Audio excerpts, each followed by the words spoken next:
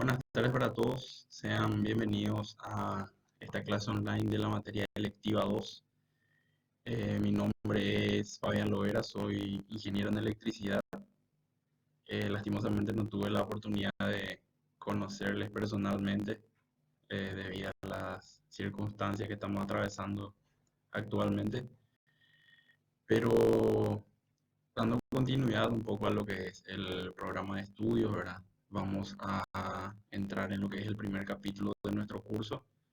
Vamos a estar viendo este semestre todo lo referente a riesgos eléctricos.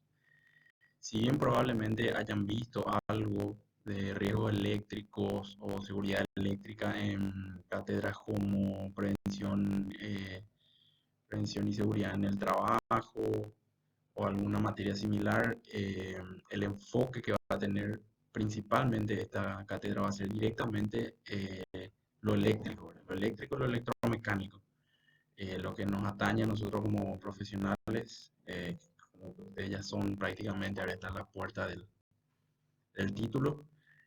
En fin, considero que esta es una materia muy importante.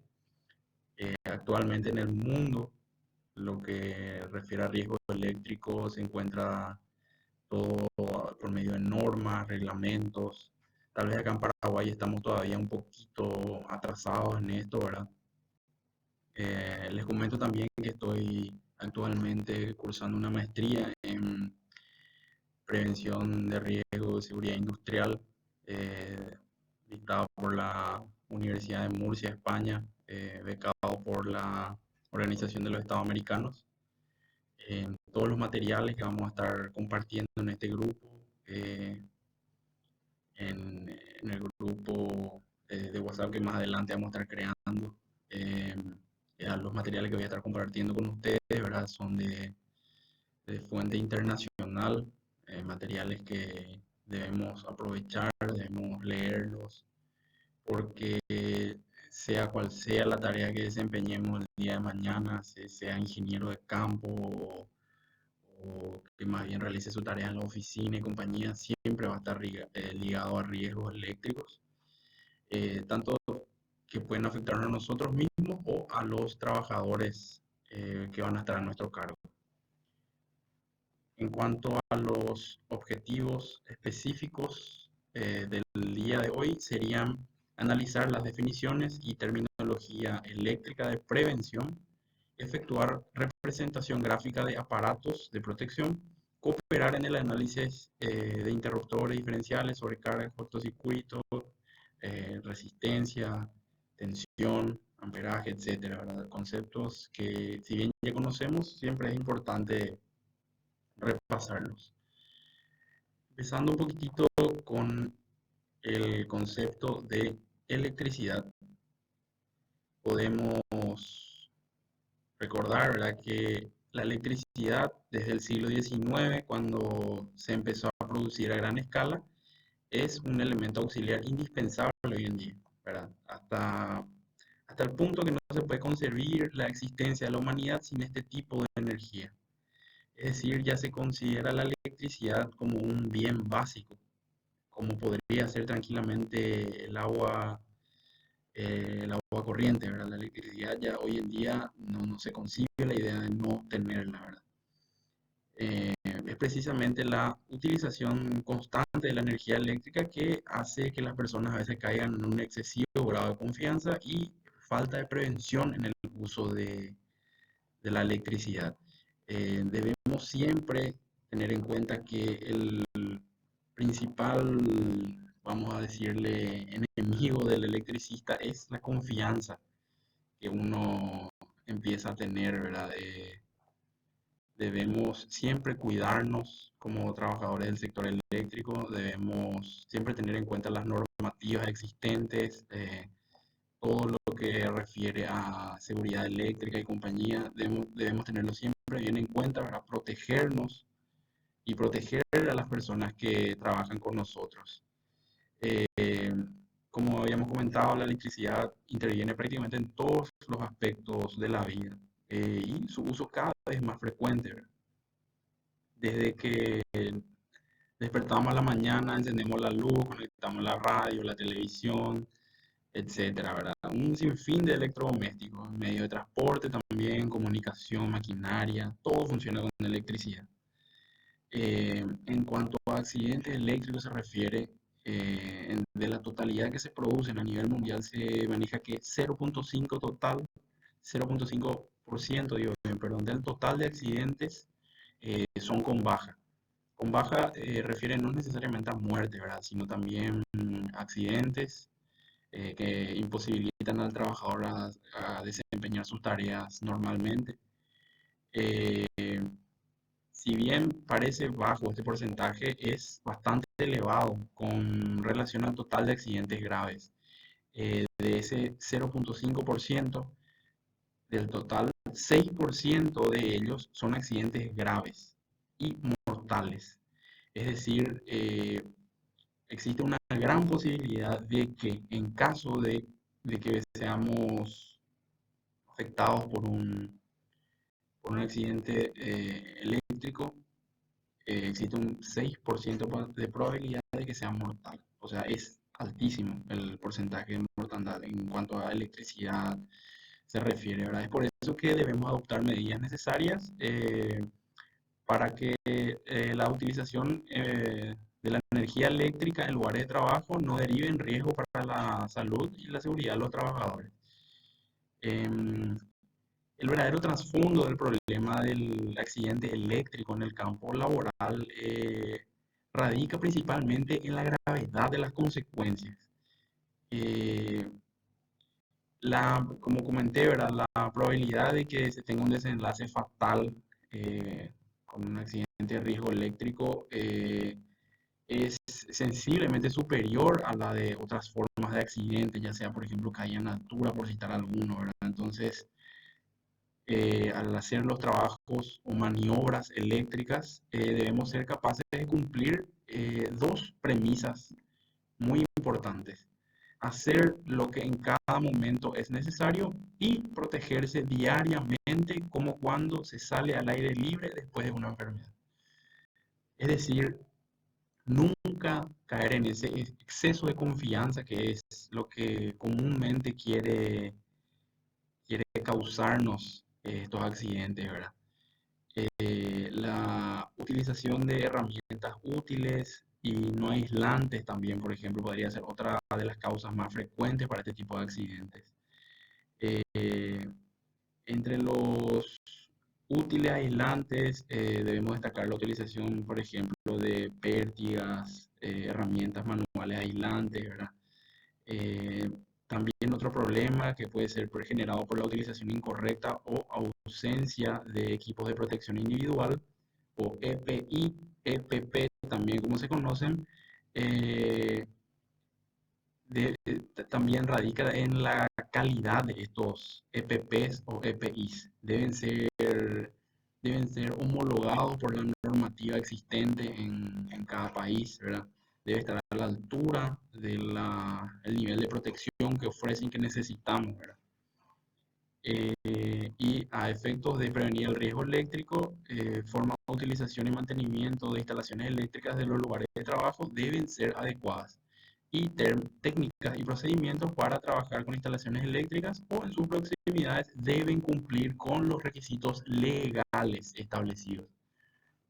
Si bien tenemos normativas, como podría ser, por ejemplo, por citar el reglamento de baja tensión de la ANDE, el reglamento de media, también tenemos la norma paraguaya 2028-96-13 del Instituto Nacional de Tecnología y Normalización.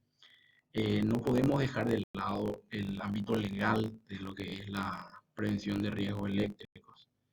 Eh, de vuelta, Paraguay está un poquitito atrasado en lo que se refiere a estos ámbitos, a este campo, pero nosotros como eh, miembros de la comunidad universitaria, entonces queda a nosotros la tarea de actualizar esto, de hacer llegar la información a las personas quienes van a utilizar esto, ¿verdad? Entonces, a esto es lo que yo le estoy animando con este curso en particular.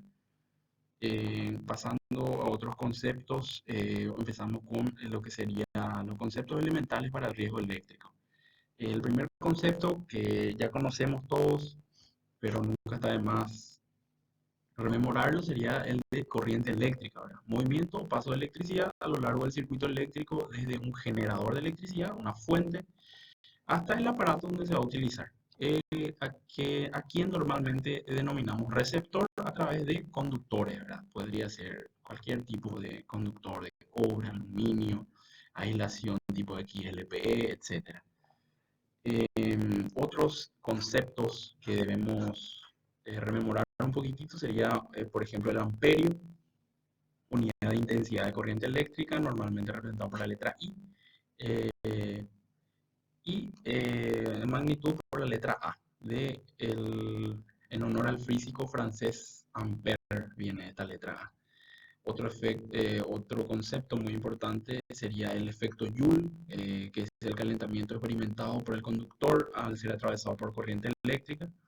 Se debe al roce de electrones con átomos a su paso por el conductor, ¿sí? Eh, Se miden unidades caloríficas. El hercio en corriente alterna, medida de frecuencia, ciclos por segundo y representados por Hz o Hertz, ¿verdad? Sería la inversa del segundo. Eh, Pasando un poquitito a lo que es riesgo eléctrico como concepto. El riesgo eléctrico se define como la posibilidad de circulación de corriente eléctrica a través del cuerpo humano, como la posibilidad. eh, no necesariamente debe circular. O sea, si hay una posibilidad de que ocurra, ya existe riesgo eléctrico. Para esto es necesario que el cuerpo humano entre a formar parte del circuito eléctrico en cuestión y es necesario también que exista una diferencia de tensiones entre dos puntos de contacto, ¿sí? Eh, Aquí tenemos una figura, ¿verdad? De un trabajador que se encuentra sometido a la ley de Ohm, ¿verdad? La ley que relaciona tanto la tensión, la corriente y la resistencia eléctrica propia de los cuerpos. Eh, Como sabemos, la intensidad de corriente eléctrica es directamente proporcional a la tensión o voltaje, ¿verdad? E inversamente proporcional a la resistencia. La intensidad crece cuando aumenta la tensión y disminuye cuando crece la resistencia, ¿sí? Según la fórmula que tenemos ahí expuesta.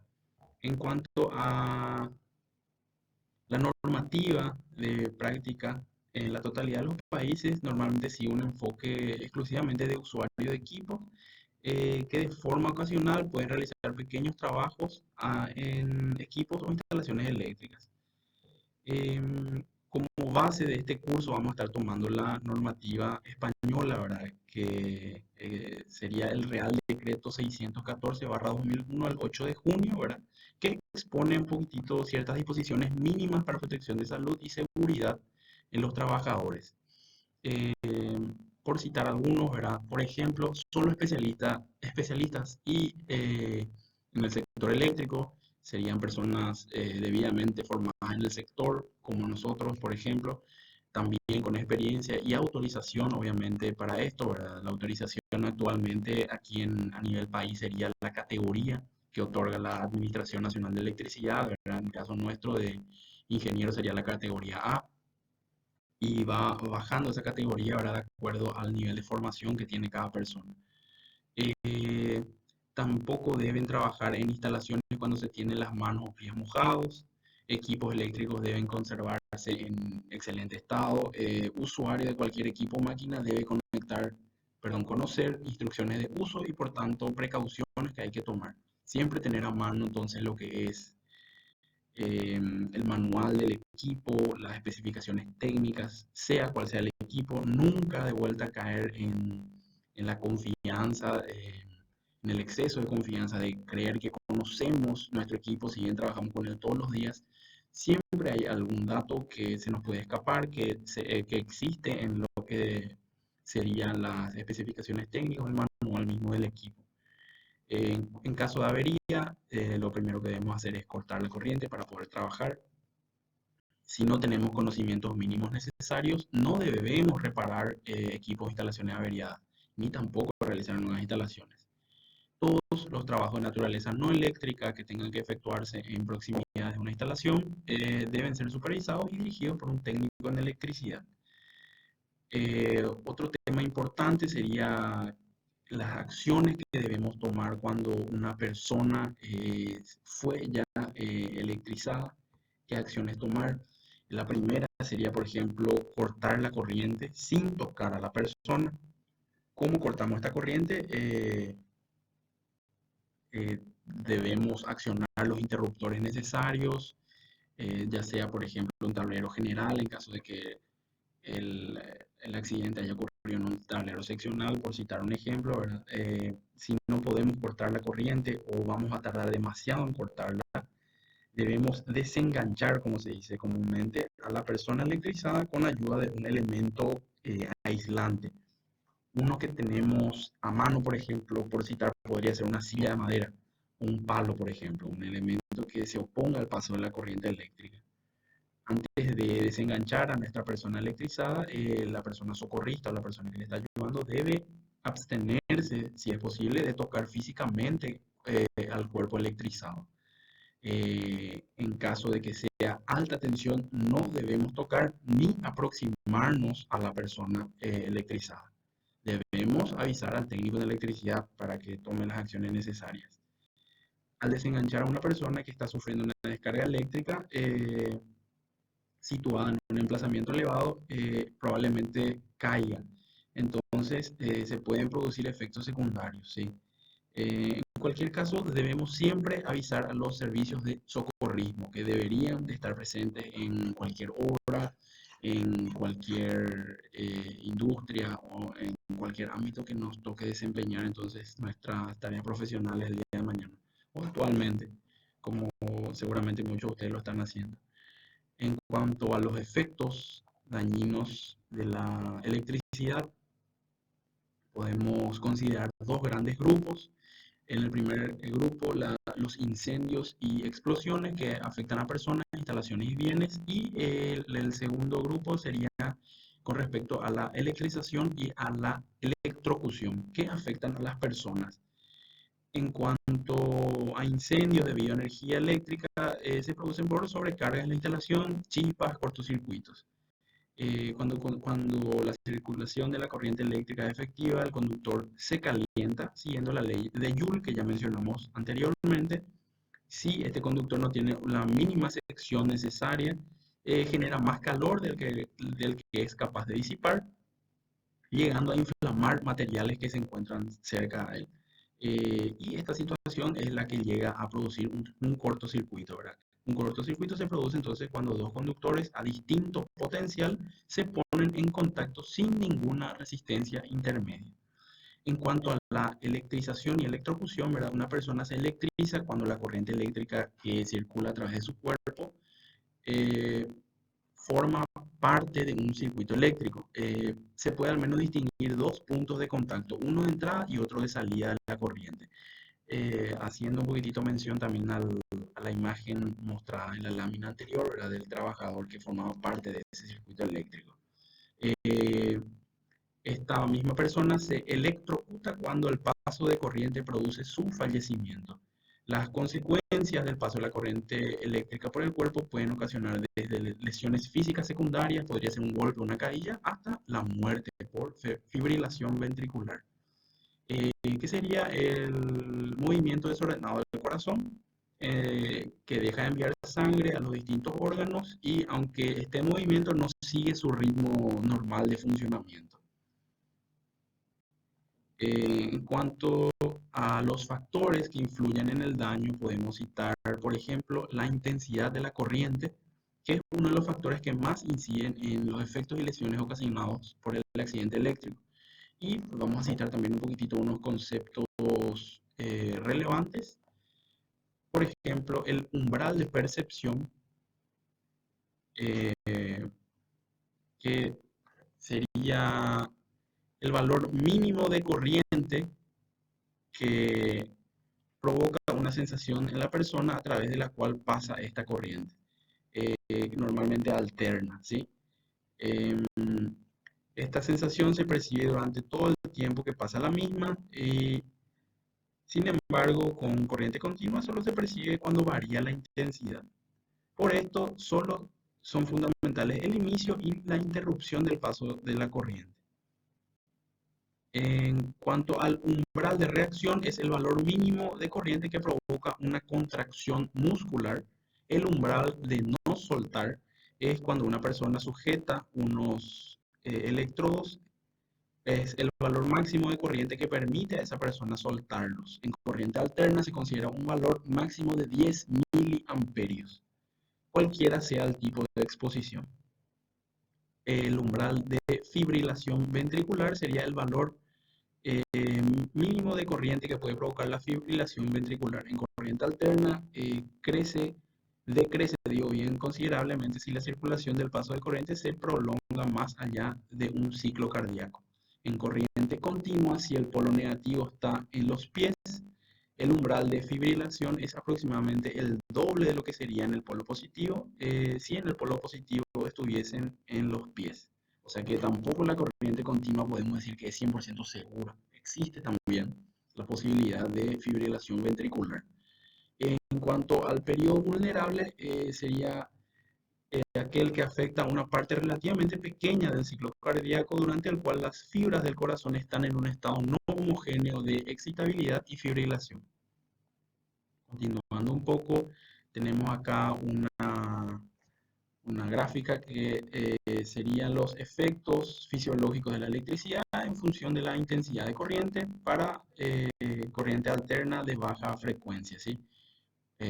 Los efectos que ocurren en el cuerpo, por citar acá de 25 a 30 miliamperios, produce asfixia y el motivo, la corriente atraviesa el tórax, por citar uno. Ahora tenemos varios y podemos ir analizando. En cuanto a la duración del contacto eléctrico, junto con la intensidad, como sabemos, es el factor que más influye en el resultado del accidente. En corriente alterna y con intensidades inferiores a 100 miliamperios, la fibrilación puede producirse si el tiempo de exposición, digo bien, es superior a 50 milisegundos, ¿sí? Aquí tenemos la siguiente tabla que habla de la relación de intensidad de corriente y el tiempo que puede causar la muerte sobre el ser humano. Un poquitito para cerrar lo que sería esta primera clase virtual, citamos otro concepto importante que sería la impedancia del cuerpo humano, que es la resistencia total que presenta el cuerpo humano al paso de la corriente. Su importancia en el resultado del accidente depende de la tensión, la frecuencia, duración de paso de la corriente, temperatura, grado de humedad de la piel, superficie y presión de contacto, la dureza de la epidermis, entre otros factores. Es por eso que la impedancia de cada persona es diferente. No existe un valor fijo de impedancia para todas las personas, debido a que existen varios factores, como vimos, que influyen en el mismo. En cuanto a un resumen que podríamos hacer, ¿verdad? Que durante el paso de la electricidad, la impedancia de nuestro cuerpo se comporta como una suma de tres impedancias serie, a modo de resumen nada más, ¿verdad? Pero sabemos que hay varios factores. Impedancia de la piel en la zona de entrada, impedancia interna del cuerpo y la impedancia de la piel en la zona de salida. Al estar en serie, entonces podríamos calcular de cierta forma la impedancia total del cuerpo humano, una aproximación, como les dije, como la suma de estas tres impedancias, porque consideramos que se encuentran en serie. Como sabemos, un circuito serie es la suma directa de las tres resistencias. Esto sería todo por hoy, la explicación de esta primera clase de este módulo de electiva 2, ¿verdad? De riesgos eléctricos. En cuanto a la bibliografía, ¿verdad? Existe varios materiales, varios libros, los cuales podemos ir mirando un poco, ¿verdad? Cito estas tres que considero interesantes, pero no podemos dejar de lado siempre la normativa que existe o que rige en nuestro país, ¿verdad? Como citamos anteriormente, la norma paraguaya, el reglamento de Andes, etcétera. O sea que ver un poquitito todo lo que tenemos actualmente en el país, hacer un análisis De hecho, que con esta presentación también acompaña un trabajo práctico, sería el primer trabajo práctico de este módulo, eh, que consiste un poquitito en una investigación bibliográfica de lo que a riesgo eléctrico se refiere. Un poquitito el concepto, la clasificación de los riesgos eléctricos, a nivel industrial sería el enfoque de esto, ¿verdad? Porque el riesgo eléctrico en sí podemos hablar de alta tensión, media tensión, líneas de transmisión, subestaciones, generación de energía eléctrica, ¿verdad? En hidroeléctricas, en centrales térmicas, etcétera. Entonces, el enfoque que vamos a darle a este primer trabajo práctico sería el de el sector industrial, ¿sí? Les voy a pedir que utilicen por favor fuentes fidedignas, fuentes que se encuentren a la altura de una investigación académica universitaria, que el trabajo práctico que presenten ustedes lo hagan a través del correo que se encuentra aquí en esta primera lámina. Sería fabian-lovera@fp1.edu.pi. Me envían esto, tenemos un plazo de una semana para realizar el trabajo hasta la próxima, sería hasta la próxima semana en la que reciban este video. Entonces, cualquier consulta que vaya surgiendo a lo largo del trabajo, alguna duda que tengan o si no quedó claro algo con respecto al material que les estoy presentando, entonces por favor me escriben un correo, yo les respondo ni bien lo reciba. Entonces, para aclarar cualquier duda que surja, ¿verdad? Durante la realización de este trabajo, deberá ser, como les dije, realizado, pueden entregarlo en formato PDF, en formato Word, ¿verdad? Pero debe contar con carátula, objetivos generales, específicos, introducción, conclusión y la bibliografía, por favor, todo en formato APA, teniendo en cuenta un poquito ya para que esto les sirva como práctica, ¿verdad? Ya al trabajo final de grado que está próximamente a ser realizado por ustedes, ¿verdad? Para la obtención del título de ingeniero electromecánico. Esto sería todo por esta primera clase online. Como les dije, de vuelta disponible para cualquier consulta, comentario que quieran hacer al correo. Y eso sería todo. Nos vemos oportunamente en clase, ¿verdad? O probablemente en otro video en la semana siguiente. Esto sería todo. Hasta la próxima.